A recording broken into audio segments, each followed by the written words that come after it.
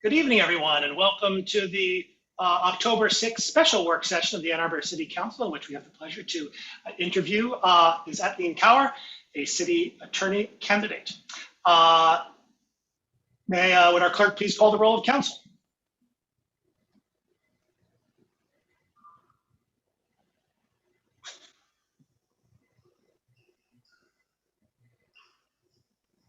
Councilmember Hayner, absent. Councilmember Dish. Here. Councilmember Griswold. Here, Ann Arbor. Councilmember Song. Here, Ann Arbor. Councilmember Grand. Here in Saline, Michigan. Councilmember Medina. Here in Ann Arbor. Mayor Taylor. Here in Ann Arbor. Councilmember Iyer. Here in Ann Arbor. Councilmember Nelson. Here in Ann Arbor. Councilmember Briggs. Here in Ann Arbor. Councilmember Ramlawi. Present, Ann Arbor. We have a quorum. Excellent, and thank you. Per the opening, today is our city candidate interview with Ms. Etleen Cower. The process for this will be questions read by Sarah Helmich, my apologies, with perhaps follow-ups along the way by council, and then I understand, Ms. Cower, that you have some questions that you might like to ask council members, and if I'm incorrect about that, my earnest apologies. If I am correct, by all means, we'll roll with that on the back end. Without further ado, Ms. Helmich. This is the problem with us not having actually been introduced. That's all right. Welcome, and if everyone's ready, I will read the first question. Please provide the council and the residents that are watching this interview with a brief overview of your background and your interest in this critical role at the city.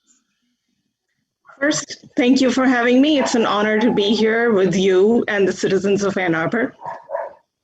I'd like to give you a little bit of a taste of the person that I am.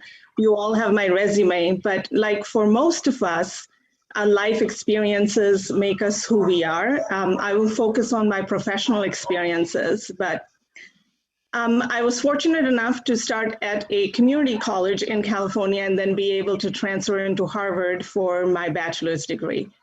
I graduated from Harvard and was not quite sure what I wanted to do with my bachelor's degree in economics. I had two paths available to me. I was considering law school, and I was also considering perhaps a PhD in economics.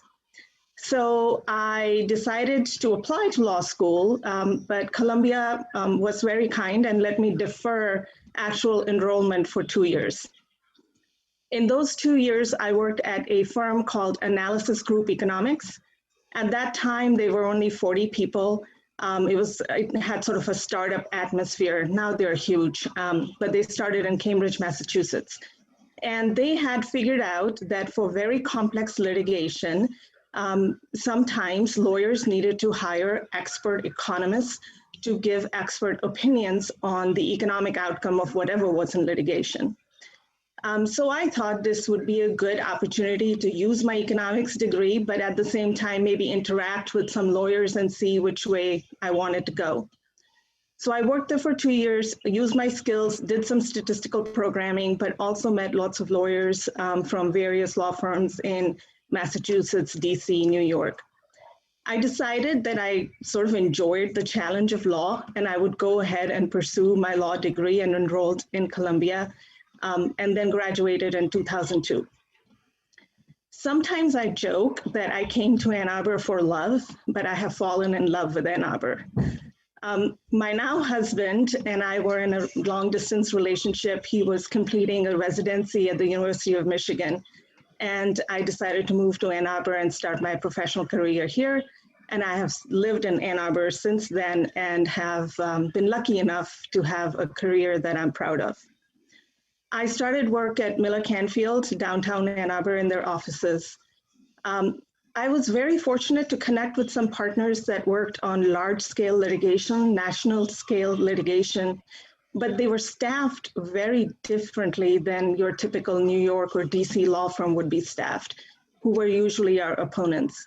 So instead of having 5, 6, 7 layers of associates between me and the partner, it was usually me and the partner, working on every aspect of the case. So whether it was, starting with the documents, reading the documents, figuring out the weak points, the strong points, then taking those documents and translating them into motions, then taking the arguments from the motions and arguing them in court and actually winning a few of them. I did all of that from the beginning, and that really instilled confidence in me. The firm gave me very positive feedback, but life presented me an opportunity that I thought would not come again. In 2010, the DOJ raided some of the automotive companies in Michigan for antitrust violations. One such company was looking for a lawyer that could help them through the DOJ process and through the ensuing litigation, and also to build up a compliance program. I thought these opportunities usually go to lawyers in other cities, so why not take it even though I was progressing in the law firm? And I'm really glad I did, because I grew tremendously as a lawyer in that position. I started as a senior attorney at a manager level, and by the time I left that company, I had progressed to their general counsel and vice president of the legal and compliance department. That gave me the opportunity to enter a company that was in the middle of a crisis, in chaos, and to use my skills to guide them through the DOJ process, to, at the same time as defending them, also counsel them in how to make things better going forward. The difference between being at a company and being at a law firm is that your client can walk into your office anytime. They don't need an appointment. They're in the same building. They just walk in. So you really have to get smart at analyzing where you can trust your instinct as a lawyer and give the answers that they need in that moment, or where the risk is high enough that you have to be clear to say, I need to look at this further. And you really get smart at the business aspects of running a law department. By that, I mean budgeting, figuring out where resources should be adequately spent. Those are skills that I think I really got from being in the company. And currently, I am also at an automotive company that is working on cutting edge technology and autonomous driving. And I'm actually really enjoying the job. So part two of your question then was, well, why are you interested in this position if you are enjoying your job? I'm interested because this, like that last opportunity, also strikes me as something that doesn't come along all the time. So I will have to do some serious introspection should you choose to give me the job, and figure out where can I be of best service. The idea to be of service to the residents of Ann Arbor, to bring something good to the community that has given me so much good, really is appealing, and does not strike me as something that I can pass up easily. Great, thank you for that answer. Next question, can you provide an example of when you needed to simplify a complex legal situation so that it could be understood by a wide and diverse audience? Certainly. Let's take the example of the DOJ raid that I was just mentioning. When the DOJ investigates the company, the process is complex and it is different really from most other countries across the globe. And you have to help guide your client through how to negotiate with the DOJ, and then the result of what you agree with the DOJ. In my instance, the company did end up pleading guilty. It's public knowledge. I'm not disclosing anything. So the idea that you as a lawyer understands what the DOJ does, how they progress, how their investigation goes, what information they're looking for, and what cooperation can actually benefit your client. Those are things that to lawyers might seem like, of course, that's how it works. But for business people to say, well, if you cooperate with the DOJ, it might actually benefit you, is completely counterintuitive. And simply sitting in that position and saying, just listen to me because I'm the lawyer, I don't think is productive. I think you kind of have to bring them along in the journey. You have to show them where the DOJ has given guidance saying, this is how you can work with us. This is how we can help you reduce fines by giving you these concessions. Similarly, you have to show them this is why you need a compliance program, because the next time this happens, you need to be able to defend yourself that you put in a compliance program. After the DOJ negotiation and plea agreement, it doesn't end there. Then there's civil litigation. And in this case, there was multi-district litigation that was filed across the country, ultimately consolidated in federal court in Detroit. But within the multi-district litigation, there were 3 or 4 different classes of plaintiffs.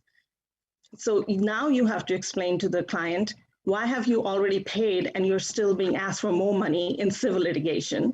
Then you have to explain to them how multi-district litigation works, which courts have which jurisdiction, and then how within that a class action works.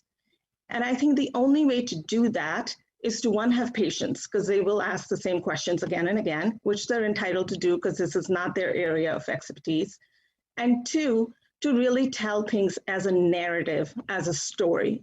So help lay out what happens, what in chronological order, and most importantly, help lay out the decisions that they will need to make at special times within the litigation process. I don't think it helps to talk about electronic discovery or motions in limine or words that may have special meaning to lawyers. I think you have to talk about words that have special meaning to your client, and you have to develop the judgment of how much your client understands or how much they need to understand. And that, I think, comes with experience. Thank you. Next question. How do you reward and recognize staff? First, you have to know your staff. I think everybody wants recognition, but the way they want recognition can be different, right? We are all individuals. Some people might want a private kudos. Some people might want a public recognition, and some people want to see it in a monetized manner. First, you have to know your staff, then you have to know your policies and what is permitted. After you build a rapport with your staff, then you have to recognize, okay, this is how I can motivate them. This is how I can acknowledge the contributions that they have made. I think almost everyone at some point should get some public recognition for excellent work that they're doing. Because if you are the leader of your department, your job is to make sure that the department is recognized for the contributions that they're making. And your job is also to make sure that if things aren't going right, you have their back. So I try to encourage people who are working on different aspects of a project to come speak, to show their work. And if they're not comfortable doing that, then I will do the showing and the telling for them, but I will acknowledge them in the way that they want acknowledgement. But at some point, I will let it be known to our collective client that the contribution was theirs. Great, thank you.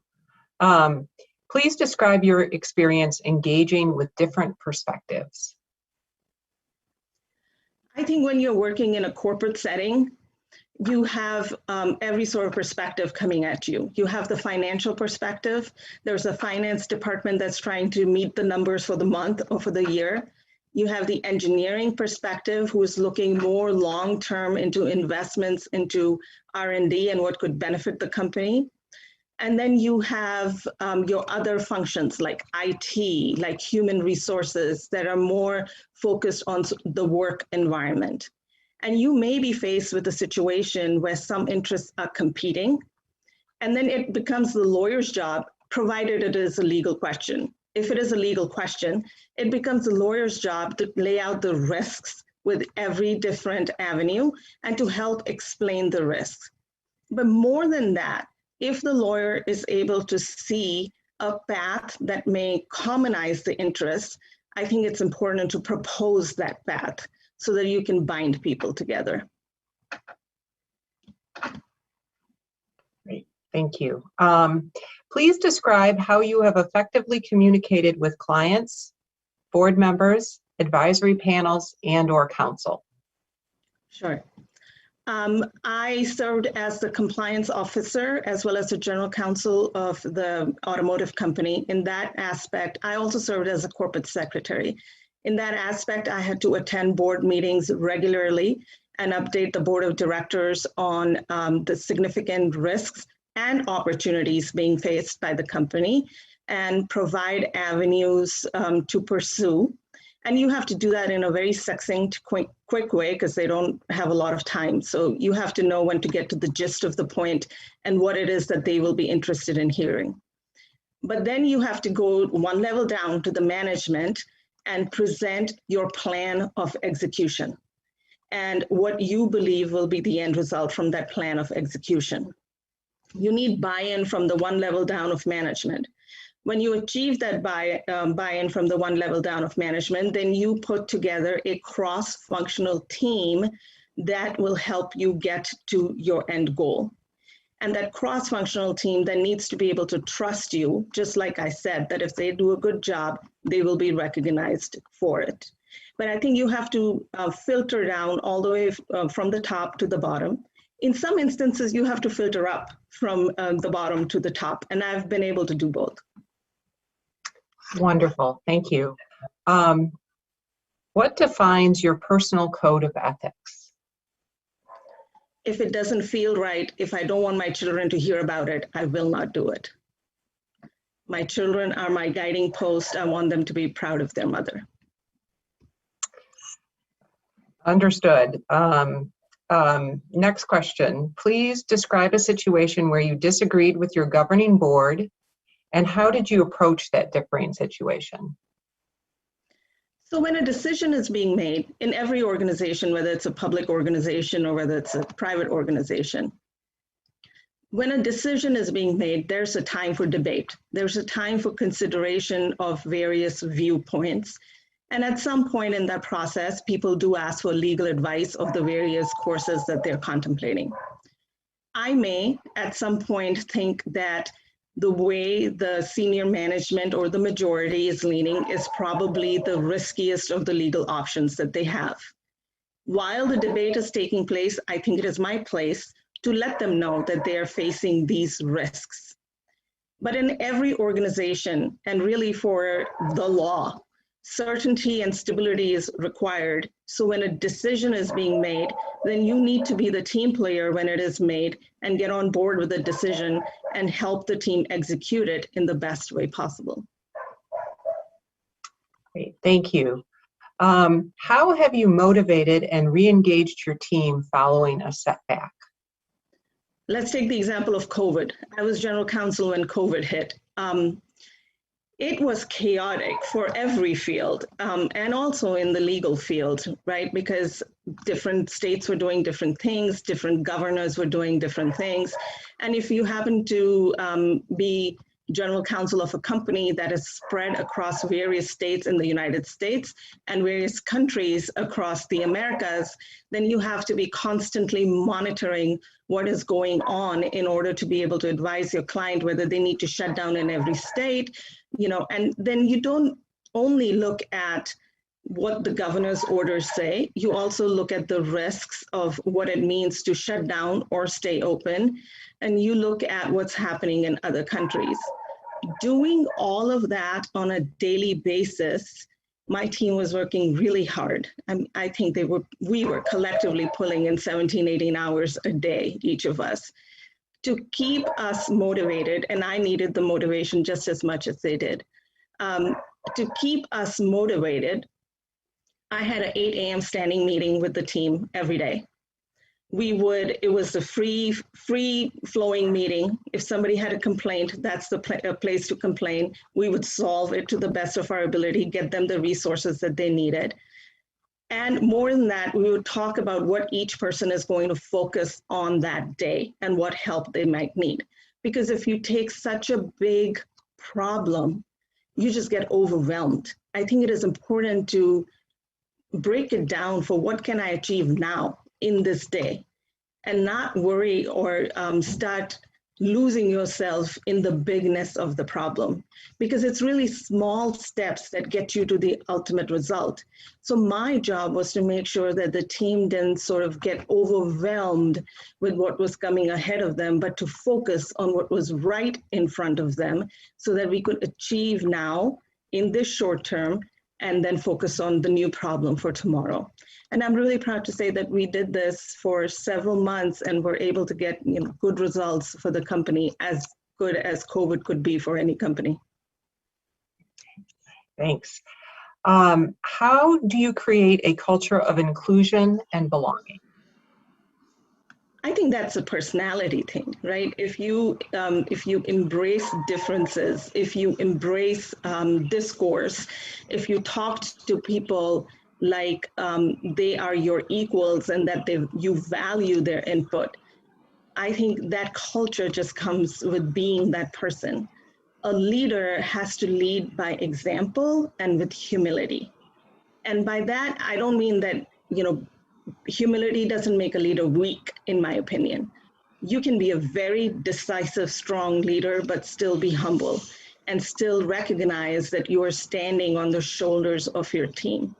And when you recognize that, and when you acknowledge them for that, then I think you build that culture where they rely on you to bring them together. Your job as a leader is to be the glue, keep the team together.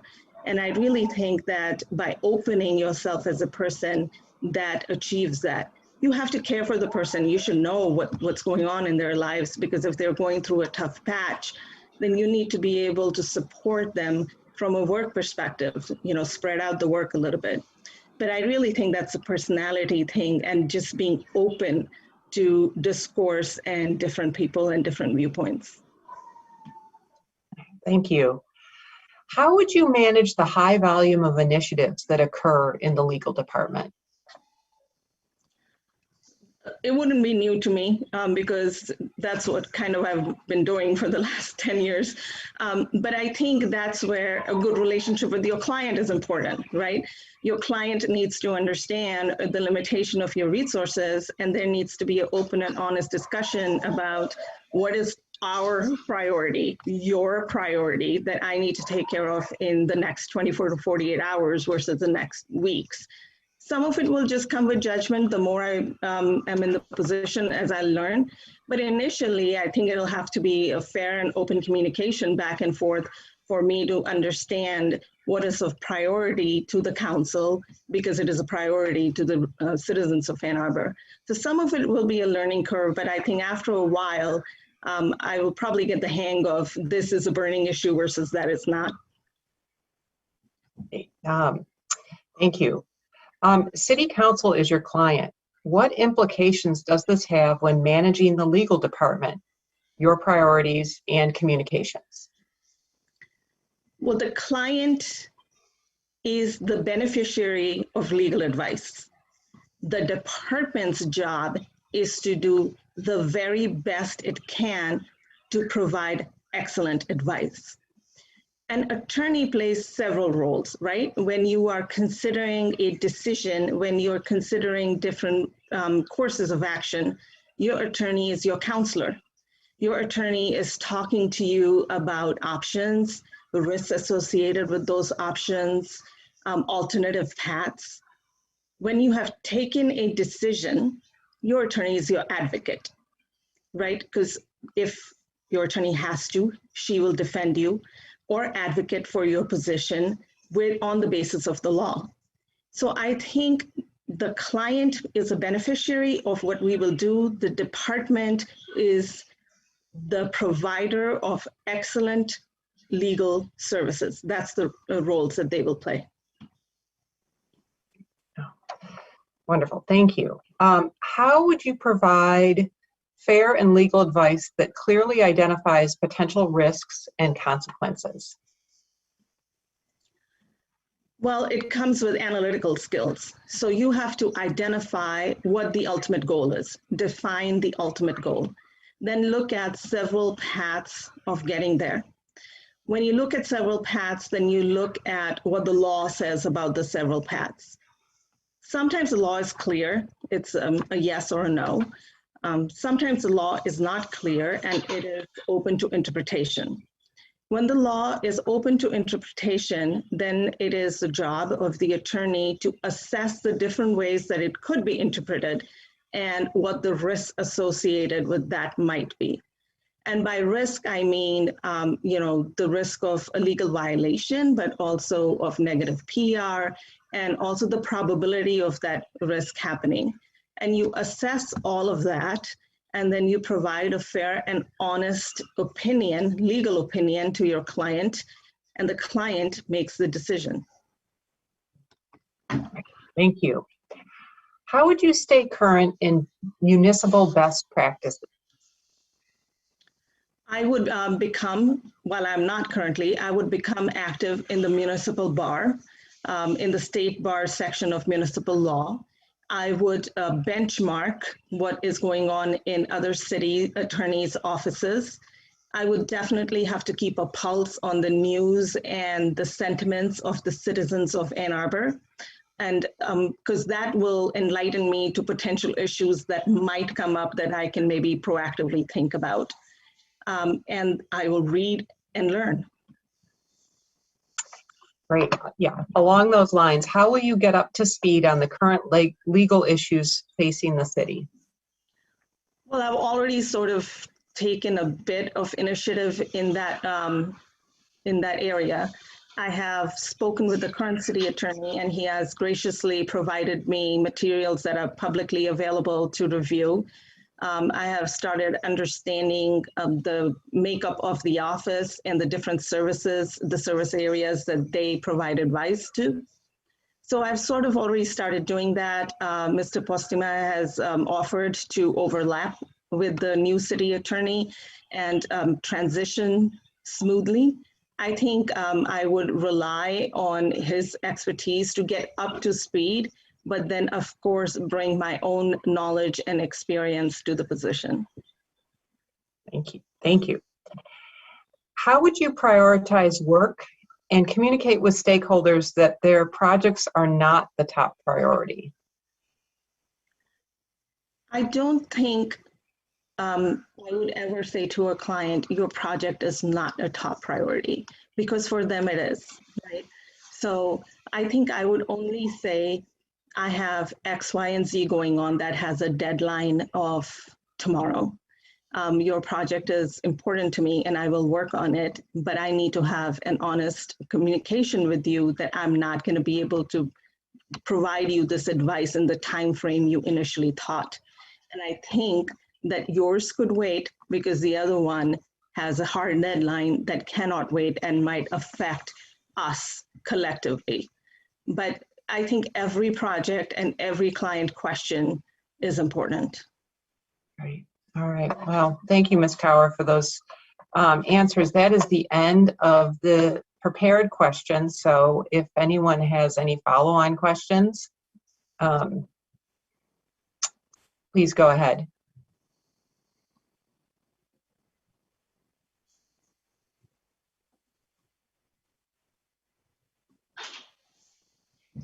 Councilmember Griswold. Yes, I was wondering if you could elaborate on the comment, and I probably didn't write it down correctly, but you referred to leadership as the glue that binds the team. Yes. What I mean by that is when you are the leader of a team, in addition to holding them to high standards for their work, which I think a leader has to do because there has to be accountability. In addition to doing that, you have to have some emotional IQ. You have to be able to read when your team is, burnt out or there's discord amongst maybe two people in the team. You need to be able to read those situations and address them immediately in a way that reconciles and brings the team back together, glues it back together. That's what I meant by that. Okay, great, thanks. Councilmember Amlawi. Thank you. I really don't have a question right now. I just wanted to say thank you for coming tonight and applying for the position and answering the questions in such a way that was very understandable, taking things and breaking them down into simple forms deconstructing and then reconstructing. Very helpful to understand your perspective and how your mind works. So thank you. Thank you for your kind words. Thank you. My apologies, Councilmember Adina. Thank you. And thank you again for joining us tonight and for going through this process. My question is a follow-up to that last one you received about prioritizing work and communicating to stakeholders about kind of the projects that we're all working on. And obviously you recognize there are 11 of us that sit at this table. And I guess I wonder if maybe you can go into a little bit more detail about kind of your own personal organization style and how you would reflect that on the department. And also whether or not you have any experience implementing policies or processes to kind of help that workflow, particularly given that, you know, each one of us, everything we ask for assistance on is our top priority, but recognizing that there's a broader group that you would serve. So my personal style is that I keep a list, and I start every day by looking at the list and seeing what needs to get on top and what absolutely needs to be achieved on that day. But I know that that doesn't work for every individual and may not work for a team member, right? The way I have organized my department in the past is to make individual attorneys responsible for specific subject areas or specific processes. And within that area, then let's take litigation. Within that area, then I know that the litigator needs to be working on a motion to dismiss that is due XYZ date, and I will follow up with them on that date. But those dates are very clear, so that's easy for me to say, hey, there's a docket, and I make sure the docket gets met. The more fuzzy, less clear dates are when your supervisor says to you, I would like an opinion on this topic. And you forget perhaps to ask why or what date, right? So then if the attorney is assigned to that specific subject area, it is my job to remind them, you need to get a target due date from the person who's asked you for this project and ask them why it is necessary so that you can use your judgment with everything you're juggling to see when this needs to be done. If you identify today that it can't be done, then you need to let them know immediately, because I think expectations matter a lot. Managing expectations is very important. So that's how I do that. And the way I do that is by frequent communication with my team, because then that's how I can guide them and have a pulse on what they're working on. I certainly don't need to micromanage them, but I do need to have a pulse on what they're working on, what is expected from our department, and how our client is reacting to the services of our department. On your part B of your question of experiences in putting in processes and policies. Yes, I have put in processes for improvement of legal services in a corporate setting. So we improved the way that we did intake of legal matters. We separated how we would intake contract review and what information we needed upfront from the client, because there's a lot of efficiency in a client just sending an email saying, I need a contract for IT services, and then that's all that they say. Well, there's a lot of upfront information that we can already ask for. Who's the company? What are the dollar amounts? Is there a template they've already provided you? Where is the company incorporated? If we put all of that in a template intake form, it greatly increases the efficiencies of how quickly you can turn around to the client with that contract. In the same vein, the more templates you can set up for your team, the more efficiency will increase, because they will at least have something to work from and not recreate it from the beginning. So I have put in those processes, and I have written policies regarding legal compliance with corruption laws and antitrust laws in the corporate setting, and then roll them out with in-person training. Councilmember Hayner. Thank you, and thanks for joining us tonight. I guess I kind of have a couple quick questions. So we talked a little bit about prioritizing projects, and I I've kind of have encouraged Mr. Postma to create a plan, just like we have plans for everything else of the city. What is our legal plan for the year? What are our legal strategies and so on, especially when it comes to some long-term problems the city has. But so, you know, I just wondered if you had any comment on that. And then I guess the second question I'd have is that, you know, city council operates under the city charter, council rules, various municipal laws, state laws. We deal with contract law, the Open Meetings Act, FOIA, and so on. And in some cases, you would be asked to be, you know, a backup FOIA official, approving FOIAs. Our city attorney currently is our acting parliamentarian. And I just wondered if you had any comments on potentially assuming those roles.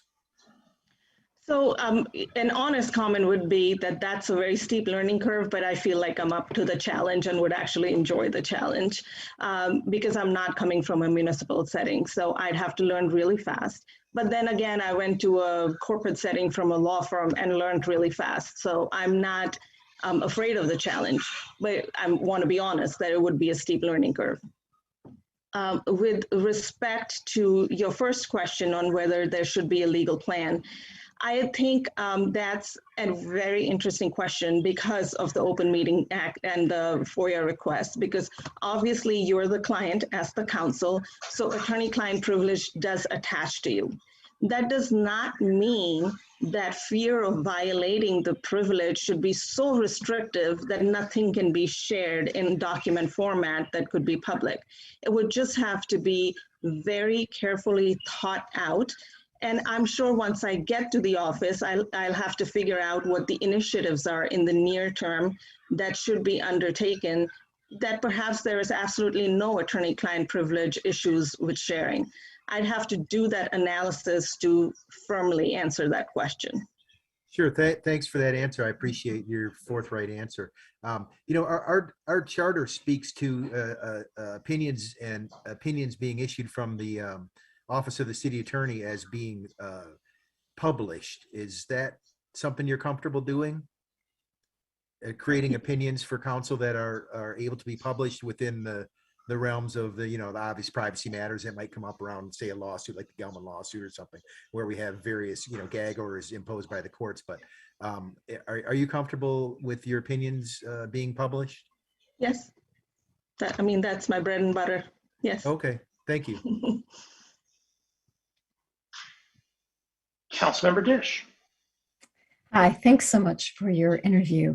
I wanted to ask a follow-up to your response on the question about a culture of inclusion and belonging. And while I agree with you that personality is helpful, very helpful in this kind of work, I wonder if you could elaborate a little bit more on how you would assist the city in its diversity, equality, and inclusion mission, taking into consideration that the city itself now needs to be more diverse, and employees have identified issues around this area. So I think there's a broader context for that, for the warm personality, but there's a broader context that probably needs to have some work. So first, I want to thank you to, giving me the opportunity to elaborate on that, because getting the feedback from your question says to me that I wasn't completely clear in my answer. When I said personality, what I really should have clarified is that a personality that makes a conscientious effort, right? So a conscientious effort to understand where gaps lie, where unacknowledged inherent biases might exist. And that is not just an individual undertaking, while every individual should consider that, but that is also an institutional undertaking, right? And that can be assisted by a historical perspective on data and how we have acted in the past. And it can be assisted by what a lot of organizations are doing is active training on recognizing our own inherent biases. right? So when we become, it is part of being aware of what we are doing, our surroundings, and how we react to certain communities that may not be the same as our community, right? So I think if you do that both on an individual level and then on an institutional level, and take the time to critique performance within a department or within an organization and see how we are performing against certain benchmarks, I think that's is probably going to be helpful. I'm hesitant to say that there should be goals, like, 25% of these seats, need to be women or minorities. Because again, you're assessing candidates as individuals, and to some extent, you have to let the best candidate shine. But you have to be aware that if two candidates are at the same level, are we as an institution letting our bias come into play? And I think the awareness of every person who is a leader in the institution, who's a representative of the institution, is going to help achieve that culture. Councilmember Briggs. Thanks.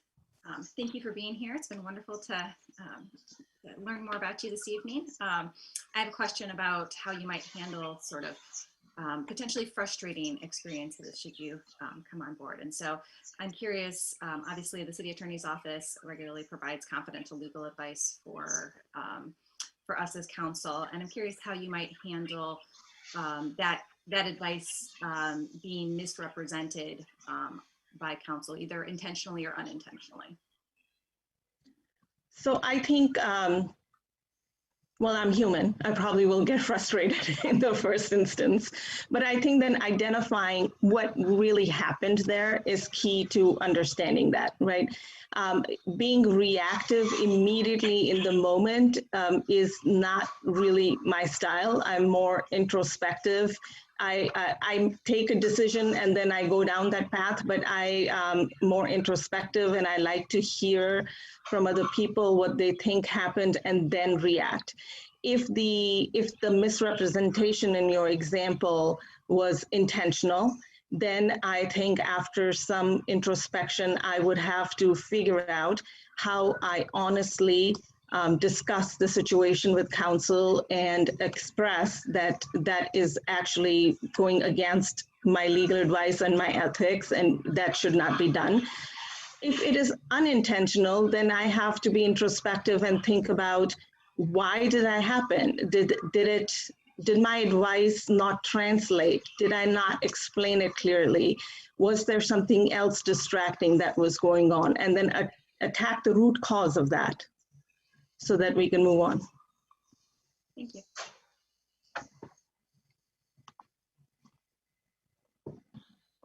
Are there further questions from council? Councilmember Song. Good evening. If you can speak a little bit to how you would identify markers of success for this office. Stephen Postema has mentored attorneys, and from what I understand, attorneys that have come out of this office are in different municipalities around the state and country. So, I mean, maybe that's one example of mentoring, but perhaps there are other ways that you would gauge success. So you turned around on me a question that I was saving for you, because I was going to ask, in your opinion, what will the ideal candidate achieve in the first 90 days, and what do you think is success? But I'll tell you what I think is success. What I think is success is client satisfaction and team satisfaction. And if the two can coexist, then I believe I've done my job, right? Now, team satisfaction will come from one aspect of what you were saying, which is development of the attorneys. But every individual is different. Not everyone will aspire to move to a different position within other municipalities. Some might be happy staying in Ann Arbor. Still, their satisfaction in their work, which translates to client satisfaction and harmony, would be my measure of success. And I think it is important to give the team challenges to work on. Most attorneys like to exercise their analytical skills, and to spread those opportunities evenly so that everybody has the opportunity to feel that they looked at something difficult and made a tangible contribution, I think would be important to team satisfaction, which I think will satisfy the client because you will get answers that are thoroughly researched and with sound legal reasoning. That harmony, I think, is success. Thank you.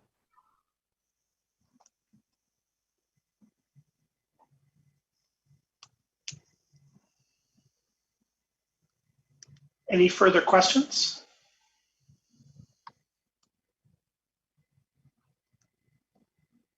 Ms. Cower. So yes, what does counsel think is success for a client in, for an attorney entering this position in the first 30, 60, 90 days?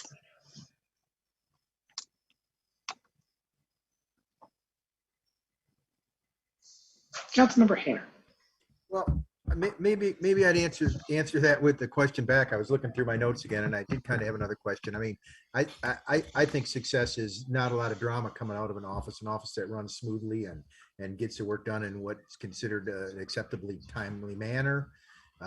We as a city, and no doubt you answered the ad, and you saw in the ad that there is a great emphasis on this notion of we're a progressive community, and as such, sometimes things come before us at the table. We do resolutions that are a challenge in the face of, say, state or federal law, or they're a challenge to a large organization like a apartment area association or a union of labor or something like that.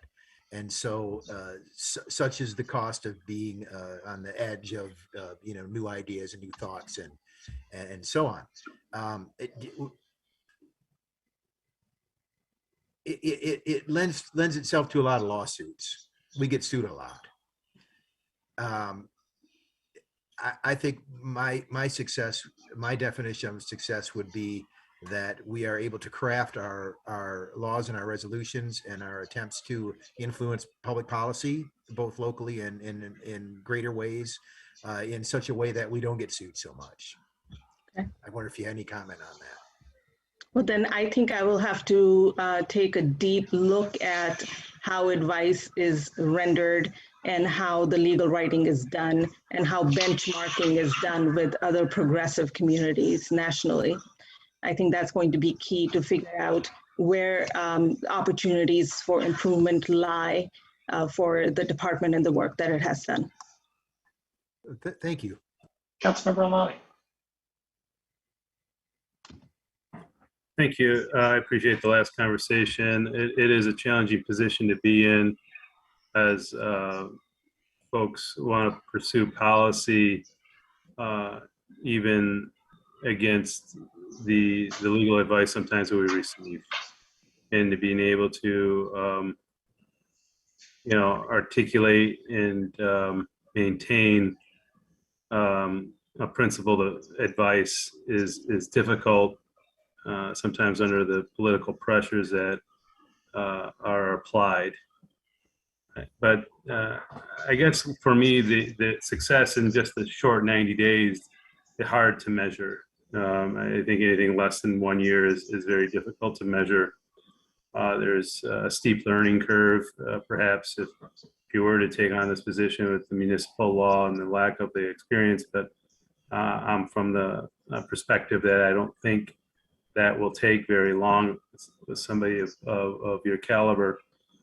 But for me, in the first 30, 60, 90 days, it's to really gain the confidence and trust of all council members that the advice that is being given is sound, legal, unbiased. This is X's and O's. This isn't being suggested because of any other reasons other than legal expertise.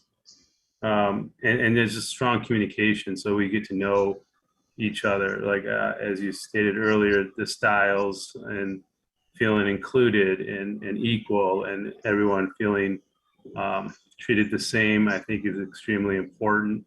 And I think, for the first 90 days, that would be something I would look for and hopefully find. And I'm sure there are many other things that my colleagues will mention, but I think just in that early period is just to get that good relationship established with all the different members of council and your staff, I think would be the first sign of success.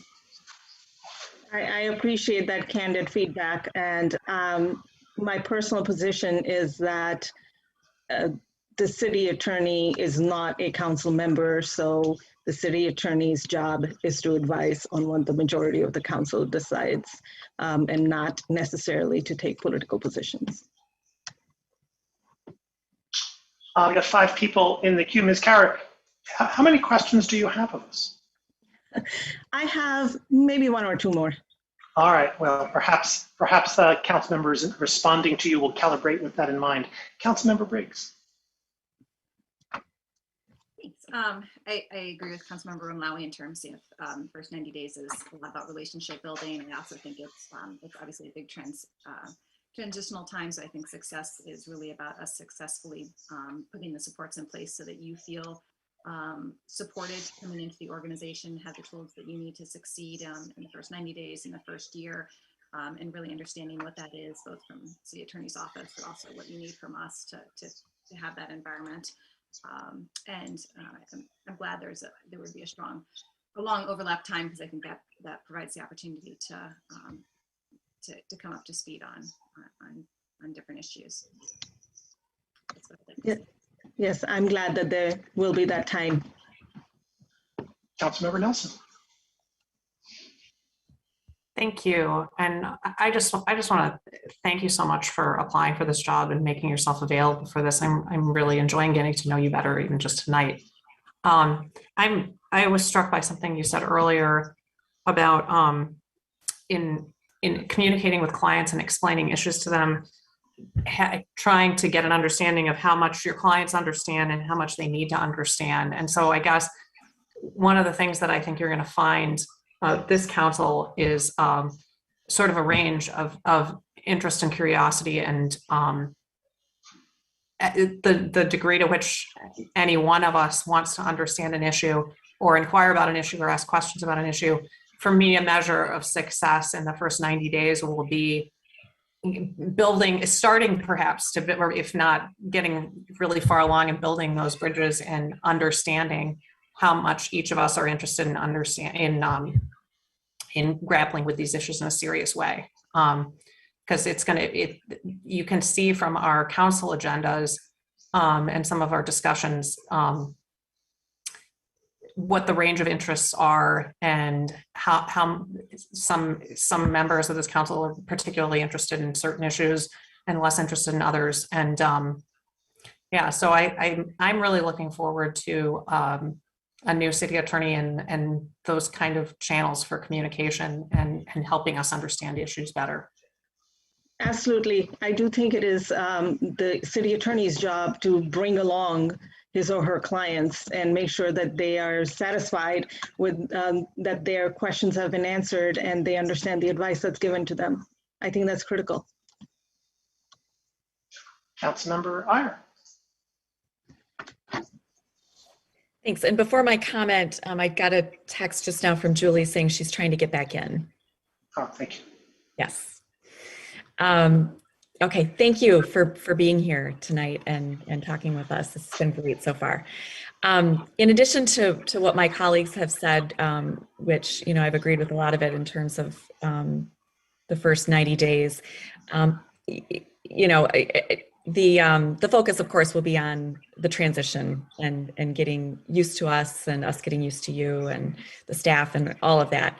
But I also hope that that you'll really take a critical look at our processes and what needs to improve, and just keep a running list for us for when you're ready and we're ready to look at that. There are some things that we've talked about already with Mr. Postema in terms of trying to help find a better way to prioritize the many requests that come to the office from council. So I would, really be looking for your fresh eyes from the organizations that you've been a part of to bring some changes that'll help us be more efficient. Yeah, thank you for that feedback. I will, if I end up there, I will definitely keep that in mind. I think that will actually end up contributing to my definition of success, which is, making sure that the client and the department are working in harmony. And I think processes and transparency on intakes and work product is going to help with that. It's actually key because you can then, hopefully I'll be able to generate some numbers for you and tell you within a couple of weeks, these are how many contracts we turned around, or just give you a little bit more sense of, what the department is achieving and where they are being most productive or where they need help. Mm-hmm. Thank you. Councilmember Song. I'll be fast. I feel like since I asked the question, I should answer it too. So what I would think our markers of success are a balancing of council's interests with staff work, like the daily operational work versus political work, helping us minimize our liabilities, strong and consistent communications with council staff and the public. We can never forget the public. The public never forgets us. And hopefully a joyful approach to public service. We have a long list of things we'd like, but I hope there's a way to balance, your own, honestly, all staff's needs so that we can approach this work joyfully. And I think your enthusiasm will rub off on the city attorney and the staff. So, certainly if I commit to public service, I will be giving you full commitment. I'll just weigh in super briefly. Mr. Postma often talks about the role as being somewhat of a player coach, and we've been talking a lot here about the role of player. But for my part, much of what has been said, but I'd also like to emphasize the coach part. Measure success would be in 90 days if 3 to 5 SAAs or executive team members and existing city attorney folks on the office came over to me and said, "Good job, we're doing right here." So that kind of feedback from your direct reports and your org chart clients would be critical for me. That's great, because that's actually the best kind of feedback. Yeah. Your next question. Your next question your next question, if you will. So I've been very open with you. I'm a mom of 2 young children who have been born and are growing up in Ann Arbor. I'm not afraid of hard work. I work all hours and take on all challenges, but I do strive for a work-life balance, and I do need to be there for my children as they are growing.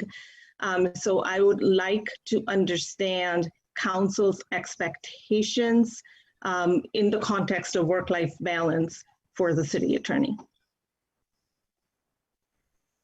Councilmember Grant.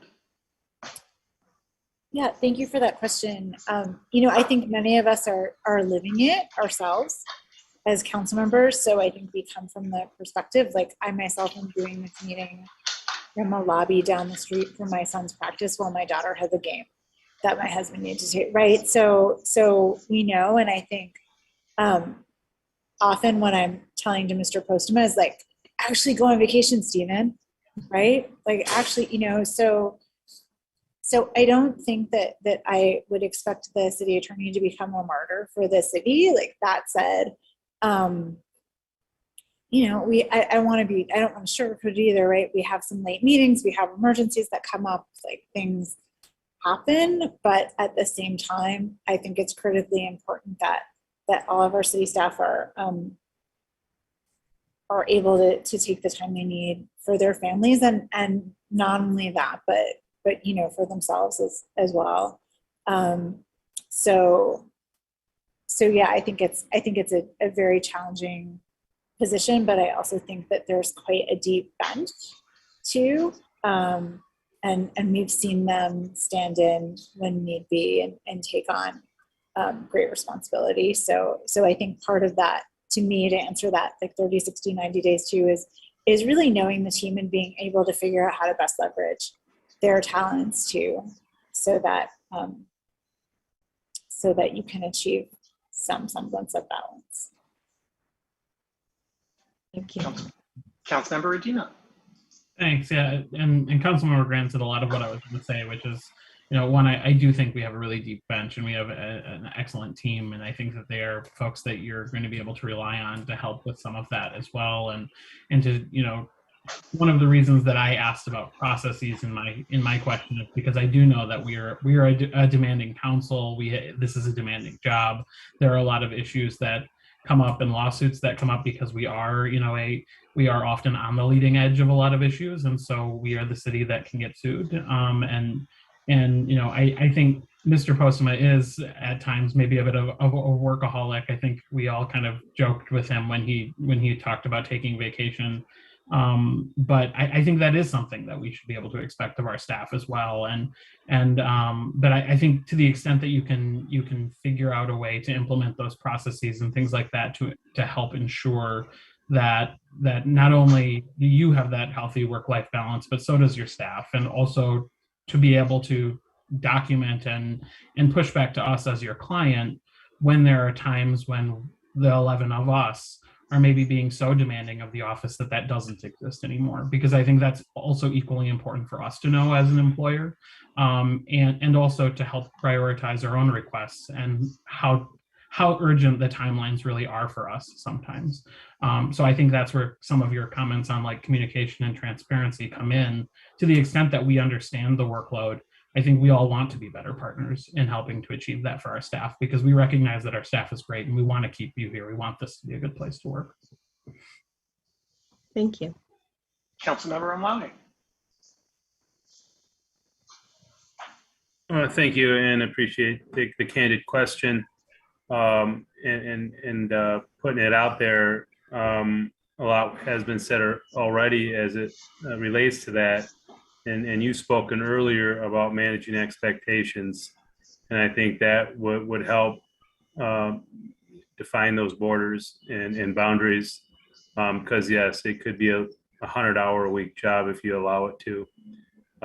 Just like what I do here for my day job is a small business owner. It's limitless. I think it's important to again manage those expectations.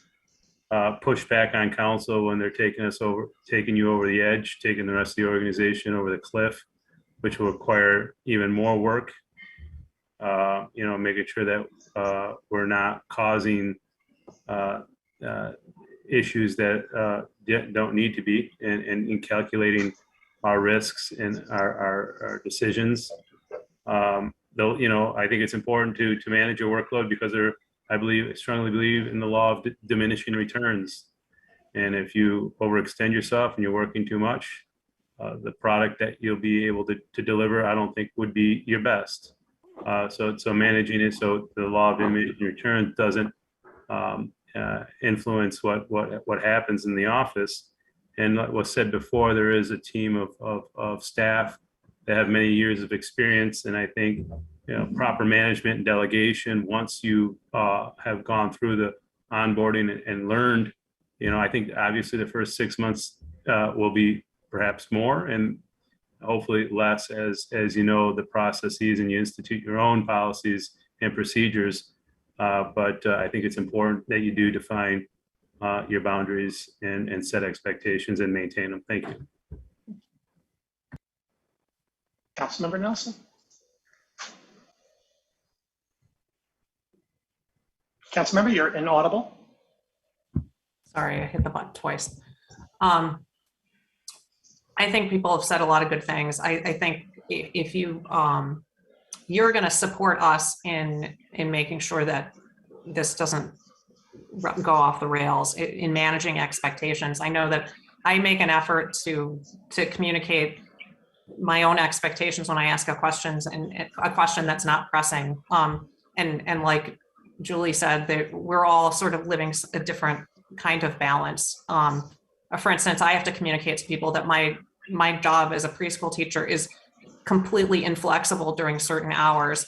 but it's part-time. So I have 2 days that are hugely flexible. And I think that's a different situation than what some people are in working full-time. But anyway, I also wanted to say that this body did, before it was eliminated, we did used to have a rules committee that focused on process. And one of the things that we did accomplish was contemplating something like this, the work-life balance, and what the challenge was, because our meetings are on Monday night, and preparing for an agenda that happens on Monday night, right after a weekend. We implemented a change. We used to submit questions on Monday morning, and staff was frantically working all Monday to get answers to us at 4 o'clock. And we changed that process so that we now get the questions in Wednesday at noon, and we get the answers back by Thursday afternoon. And some of that was just sort of thinking about, what was the pinch point for staff, and what was a reasonable solution to address that. And like what Ali said, the delegation, I think, is going to be very helpful for you, because I know that there are people in your department that I know personally have different work-life balances, that I have personally benefited from having a task delegated to somebody who had more flexibility to talk to me on a weekend if that was necessary.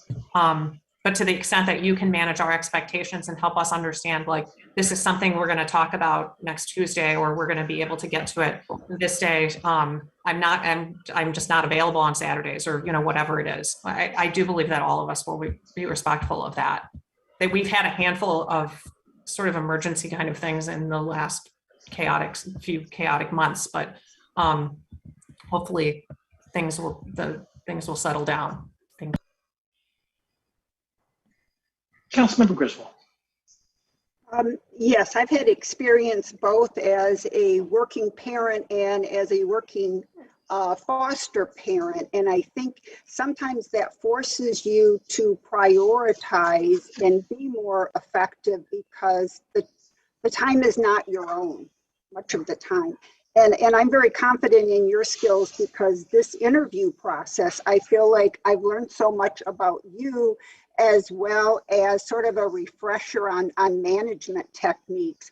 So I can see how effective and efficient you are when you communicate. And the other comment that I really liked was talking about understanding the environment, so you could be proactive in terms of addressing issues before they became problems. I think that is really key in any political environment, and probably in the corporate world as well. So thank you for those answers. I'm really grateful that you're all paying so careful attention to what I'm saying, as is evident in your responses and questions. So thank you. Councilmember Song. I might be asking a question back, which is, maybe you can help guide us as to, maybe there are some approaches from the private sector that you've seen that are supportive of parents, especially as I think a lot of us have seen how the roles of parents have changed during the pandemic. What is remote learning plus childcare plus work? What does that life really look like? And how can we come together as a community to support those different demands? Mm-hmm. And maybe that's worth exploring. If you see there are different benefits like childcare subsidies, or tell us, give us feedback as to what would be supportive for this role, for you to be successful in this role. And odds are those are the challenges that other staff are facing too. You might see my daughter make guest appearances during council meetings and wish me good night. I'm just glad they're just kisses goodnight versus performances. But I think generally the council is very supportive of young families, as Mr. Fournier himself has an infant. But I don't know if that's more of an answer than more of a question than an answer for you. But I hope that helps a little bit to give you some insight as to how I would love to be as supportive as possible. It does help. And what I have found in managing people is that the one thing that most people value a lot is predictability. So if they know that one night they're going to have to work till midnight, they can plan for it, right? So versus just a surprise, surprise projects that need to be done today. then they get flustered because they haven't arranged childcare or they haven't put into place who's going to do dinner or whatever it takes, right? So I have found that that's one thing that most team members value, just predictability. Sorry, I'll just add also, it's also respect on our end for your time and your availability too. So I think that's probably an expectation, a reasonable expectation for us too. Thanks. Absolutely. Ms. Cower? So I live in Ann Arbor and I read the newspaper. So obviously there has been some news reporting about maybe discord or dissatisfaction in City Hall. And I would just like to understand if you are proactively addressing it, and if there is, even if there's not a concrete plan, is there a recognition that perhaps the culture of City Hall needs a look at? I guess I'll start. I mean, as you probably, as a reader of the newspaper, that we are a couple of votes and signatures away from bringing on an interim city administrator. And with the arrival of Mr. Duhoney, I'm confident that his expertise and energy will and his novelty, to the organization, will be a boost of very positive momentum. I think too, with respect to matters DEI, we as an organization, as a council, community, and as an organization, are accelerating efforts in this area. We have over the past couple, initiated the hiring of the posting rather of a DEI officer, DEI manager. That has been the level of that role has been accelerated. And so I think, and we are working to strive and weave equity into all the things that we do at City Hall from a policy or personnel basis. And so I think that that's something that is front and center. And I think too, that along with that effort, that DEI at its core is something about common respect for everyone. And I think that extends beyond issues of demographics and just interpersonal interactions. And so I think it is a common commitment to have City Hall be a place where people feel valued and are valued, where they enjoy the work that they do and get pleasure from it, where they are recognized for doing the good work that they do for the members of the community, and that where they know that the council will support them in our common effort. Councilmember Griswold. Yes, I come with extensive training in continuous quality improvement and metrics. And so I really had to step back a ways, because sometimes opportunities for improvement, when they're verbalized, are considered criticisms. So there's always that side. But I believe that we have acknowledged our problems. We haven't verbalized all of them, but there's been more talk about formal evaluations, definitely more talk about metrics. There are community members who are engaged in helping us in that area. And I would see you as part of the solution as well. So thank you for interviewing. Thank you. Councilmember Lowy. Thank you, and thank you for the excellent question. It is good to know what you're walking into. If you're walking away from something as good as you have it. I think there's several things at play here. Modern day politics are very divisive. Social media, very corrosive. In-person meetings for now a year and a half, not helpful. An inexperienced council for the most part. 9 of the 11 members of the board have 3 years or less experience working together. Since this new council, it's not necessarily new, but it's been a year, we haven't met in person yet. I don't think there's been a whole lot of team building going on, exercises to build trust, that develop better communication. There's a whole lot that we need to work on. And hopefully, as my council member colleague just said, we're looking for folks to help come in and make it better. And hopefully with the hiring of a new interim city administrator and a new city attorney, we have a fresh look, uncompromised relationships that can help build trust and respect and unity. And that's what I'm looking forward to. Appreciate your candor. Councilmember Song. I think it really depends on when and where you catch us. It's really weird to work like this virtually. You know, I came from the library board, and towards the end of that 4-year term, that was also virtual. But at least we had an understanding of who the other trustees were, a really close relationship with the library director. This has been through the internet, and the internet is not always the best way to do things. But you know, we managed to get the meat of the work done for the city. You know, we do have unanimous votes. We have a really great understanding of how we support basic services.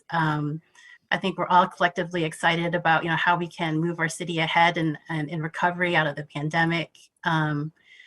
So, you know, the news might catch us maybe early in discussions or early in a conflict, but I think for the most part, we figure things out because we have to figure things out. That's the expectation that our constituents have for us, is not to be in like an eternal struggle.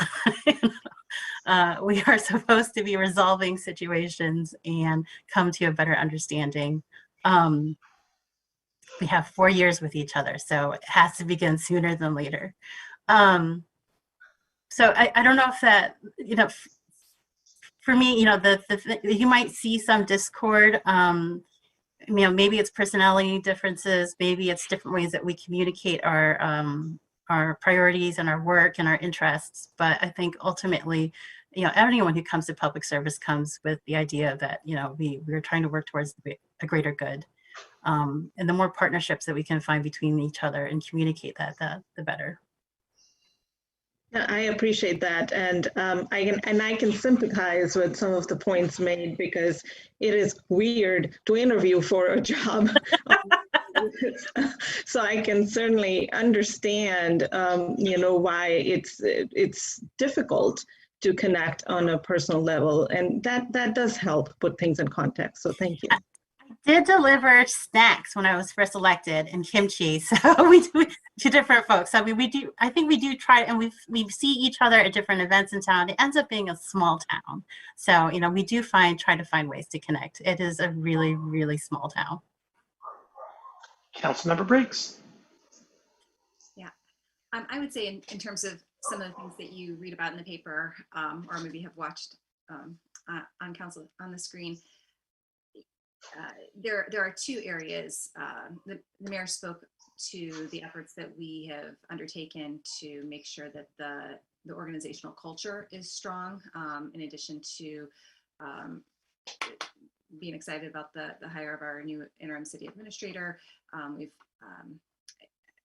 hired and posted a position for a DEI professional, and I think those are some positive steps forward that we've taken this year in terms of or addressing some of the known issues within the organization. I think sometimes when it comes to council, there's I mean, part of this job, and certainly Councilmember Romano spoke to this. I mean, there's certainly growing divisiveness in politics, but there are continually policy disagreements, right? And that's just the role of this body is in some ways is to wrestle with that. And it may not always come out in the most positive way around the screen. And I think there are opportunities for that to improve, certainly. But I think there's a desire sometimes to certainly within the news coverage kind of accentuate those policy disagreements, because those are the highlights of the discussion. They're often the issues that we're wrestling with as a community. So I think generally speaking, in terms of what type of organization the city of Ann Arbor is, I think it's a great place to work, and we'd be excited to have you potentially come join us, I think. Councilmember Nelson. Councilmember Grand is once again in the waiting room. Sorry. Oh, thank you, Councilmember. She's not in Councilmember the waiting Nelson. room. Mayor, she's not in the waiting room. All right. Well, if you would please just keep an eye. Thank you. Councilmember Nelson. Thank you. I think we've talked about a lot of soft and squishy things, but we have frameworks in place to do better. And I think that we are looking to new leadership, both in the interim city administrator position and just coincidentally being in this transition to a new city attorney. I'm very hopeful, like others are, that we're going to have a sort of clearer implementation of standards and a clearer focus on facts and policy. And I think that we are going to benefit a great deal from better leadership. And I think that, well, I'm just very optimistic. It's certainly accurate that some of the news has been more explosive than has been helpful. But there's a huge opportunity. There's a huge opportunity to work within the framework that exists if there is enthusiasm for applying standards, and there are limits to what council can do. And so these new people in these offices are going to, it's going to be helpful, I believe. I appreciate that. Anything else on the council side?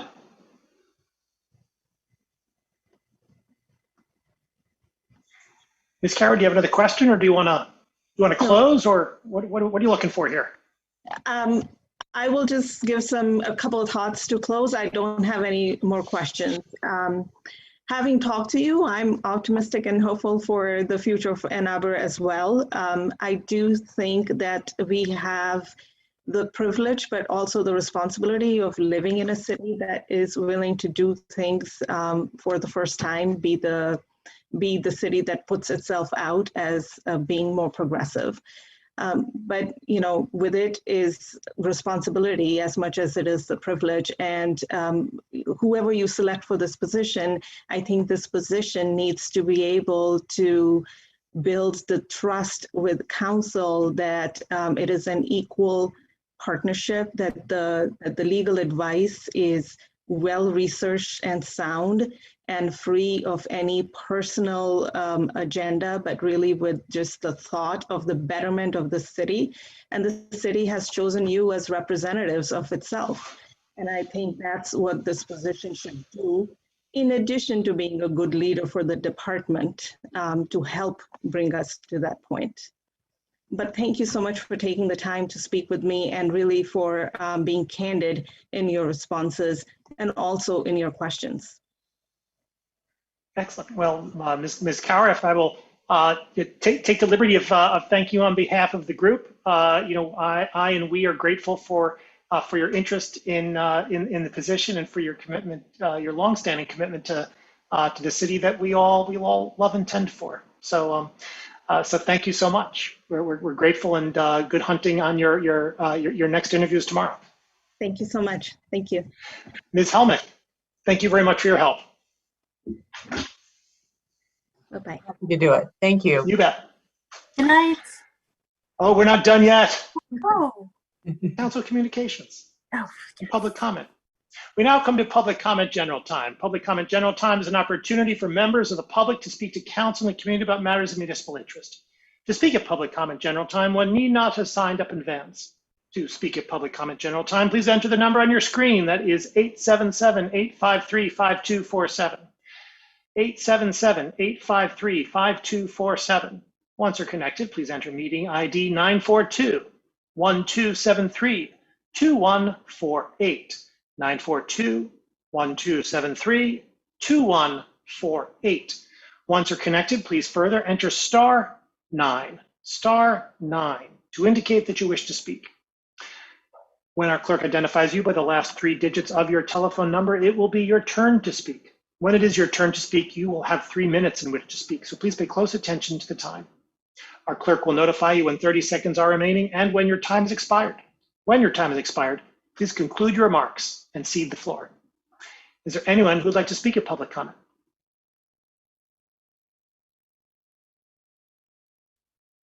Mayor, I don't see anyone on the queue to speak. Thank you. Seeing no one, public comment is closed. Are there communications today from council?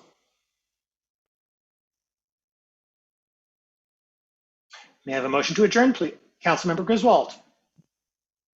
Sorry, it took me a while. I just wanted to end on a positive note and say that we have an interim city administrator and we have a city attorney who has agreed to stay during the transition period.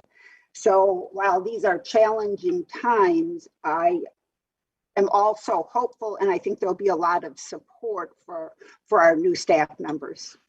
Thanks. Further communication from council. May I have a motion to adjourn, please? Moved by Councilmember Bromley, seconded by Councilmember Adina. Discussion? All in favor? Opposed? We are adjourned.